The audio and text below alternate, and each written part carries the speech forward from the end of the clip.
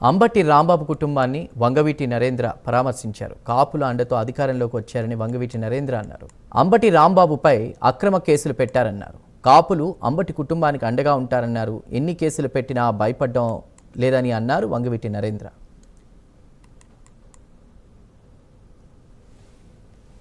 CBI ఇచ్చిన రిపోర్ట్ని కాదని సిబిఎన్ రిపోర్ట్ని ఫాలో అవుతున్నారు. అంటే చంద్రబాబు నాయుడు గారు ఇచ్చిన రిపోర్ట్. ఈ రాష్ట్రంలో నియంత పాలన కాకుండా నరరూప రాక్షసుల పాలన నడుస్తుంది. ఎందుకని ఇట్లా అన్నానంటే, వాళ్ళు కనీసం కోర్టుని గౌరవించరు, సెంట్రల్ దర్యాప్తు సంస్థల్ని గౌరవించరు. వాళ్ళు చెప్పాలనుకున్నది, వాళ్ళు చేయాలనుకున్నది రాజ్యాంగబద్ధంగా కూడా వెళ్ళట్లేదు. సొంతగా ఒక రాజ్యాంగాన్ని రాసుకున్నారు, అదే రెడ్ బుక్ రాజ్యాంగం.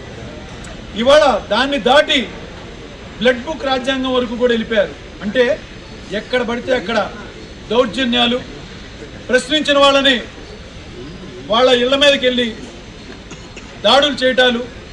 ఎక్కడి నుంచి వస్తుంది ఈ సంస్కృతి?